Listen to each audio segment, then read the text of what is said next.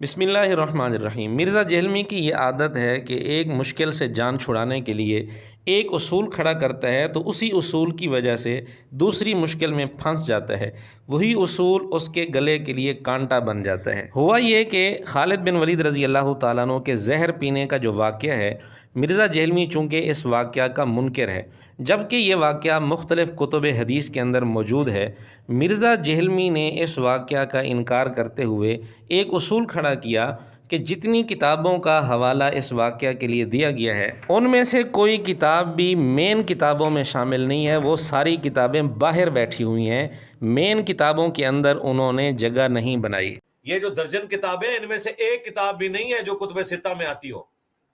اسی وجہ سے یہ کتابیں باہر بیٹھی ہوئی ہیں نا۔ اگر ان کی یہ حیثیت ہوتی تو مین کتابوں میں انہوں نے اپنی جگہ بنائی ہوئی ہوتی۔ تو اس واقعہ کے انکار کے لیے مرزا جہلمی نے ایک اصول کھڑا کیا کہ جو کتابیں کتب ستہ میں نہ ہوں وہ باہر بیٹھی ہوئی ہیں اور ان کی وہ حیثیت نہیں ہے۔ آئیے ہم مرزا جی کو اسی کے اصول سے پکڑتے ہیں۔ یہ جو حدیث ہے کہ عمار رضی اللہ تعالیٰ عنہ کو باغی جماعت قتل کرے گی، یہ حدیث کتب ستہ میں موجود ہے، صحیح مسلم میں، سنن ترمذی میں۔ اگرچہ مرزا جہلمی اس حدیث کے لیے اکثر بخاری 2812 کا حوالہ دیتا ہے، لیکن بخاری کی شرح فتح الباری، جس کو مرزا جہلمی بھی نمبر 1 شرح مانتا ہے، تو اس کے اندر لکھا ہے کہ امام بخاری رحمۃ اللہ علیہ نے اس جملے کو صحیح بخاری سے حذف کر دیا تھا۔ اب بخاری 2812 کی رٹ لگانا کم از کم علمی کتابی آدمی کے لیے مناسب نہیں ہے، یا پھر یہ ساتھ صراحت کی جائے کہ امام بخاری رحمۃ اللہ علیہ نے یہ جملہ حذف کیا تھا، لیکن انجینئر مرزا جہلمی نے آج تک یہ وضاحت بھی نہیں کی، اور 2812 کا حوالہ دیتا ہے زیادہ تر، 447 کا حوالہ بہت کم دیتا ہے، کیونکہ اس نمبر کے تحت فتح الباری میں یہ بات لکھی ہے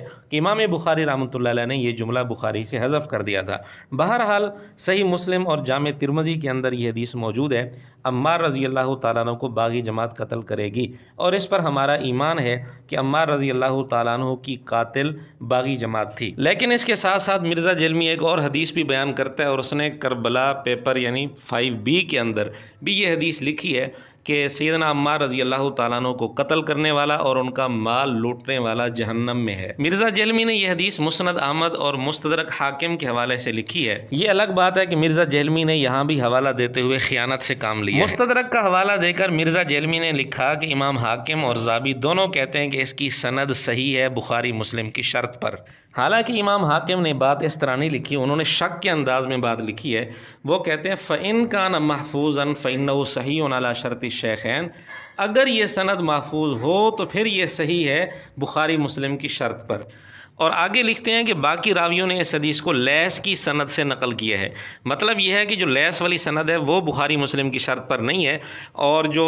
دوسری سند ہے وہ کہتے ہیں کہ اگر یہ محفوظ ہو تو پھر یہ بخاری مسلم کی شرط پر ہے۔ لیکن مرزا جہلمی نے خیانت کرتے ہوئے امام حاکم کی پوری بات نقل نہیں کی۔ یہ جو جملہ تھا کہ اگر یہ سند محفوظ ہو، یہ جملہ نقل ہی نہیں کیا۔ بہرحال ایک تو یہ خیانت کی ہے، اور ویسے بھی مرزا جہلمی کے اصول کے مطابق مستدرک حاکم والی سند صحیح نہیں ہے، کیونکہ اس میں سلیمان تیمی راوی ہے جو مدلس ہے اور ان سے روایت ہے، اور اس راوی کو مرزا جی کے محدث اعظم زبیر علی زئی صاحب نے الفتح المبین کے اندر مدلس تسلیم کیا ہے، اور طبقہ ثالثہ کا مدلس تسلیم کیا ہے۔ بہرحال یہ راوی مدلس ہے اور ان سے روایت ہے۔ مرزا جی کے اصول کے مطابق یہ روایت ضعیف تھی، تو کم از کم مرزا جی کو چاہیے تھا اپنے اصول پر پکے رہتے اور اس روایت کو پیپر 5B کے اندر نہ لکھتے، لیکن پوری بے شرمی کا مظاہرہ کرتے ہوئے مرزا جی نے اس روایت کو لکھا، اور پھر امام حاکم کی بات بھی ادھوری نقل کی، پوری بات ان کی نقل نہیں کی، خیانت کا ارتکاب بھی ساتھ کیا۔ یہ تو تھا مستدرک حاکم کی روایت کی سند کا حال۔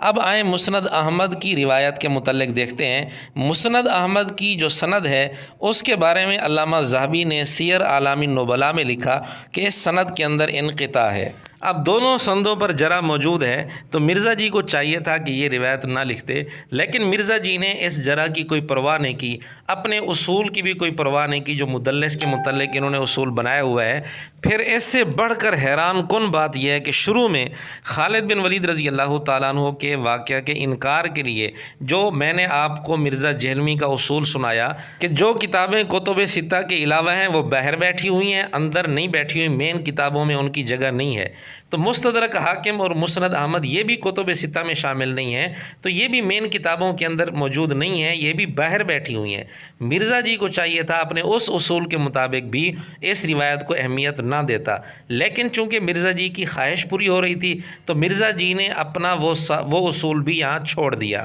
اسی طرح وہ روایات جن سے مرزا جیلمی یہ ثابت کرنے کی کوشش کرتا ہے کہ سیدنا عمار رضی اللہ تعالیٰ عنہ کے قاتل ابو الغادیہ رضی اللہ تعالیٰ عنہ تھے،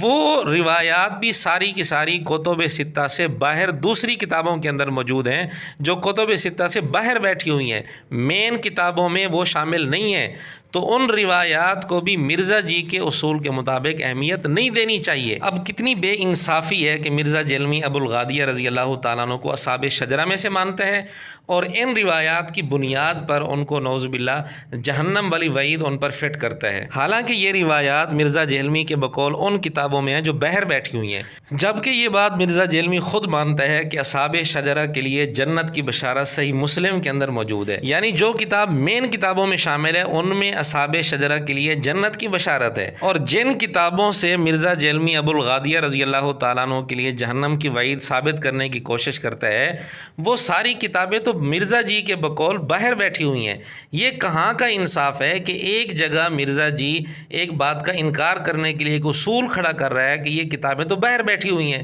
جبکہ دوسری جگہ انہی کتابوں کی روایات کی بنیاد پر ایک صحابی رسول رضی اللہ تعالیٰ عنہ کے لیے جہنم کی وعید فٹ کر رہا ہے۔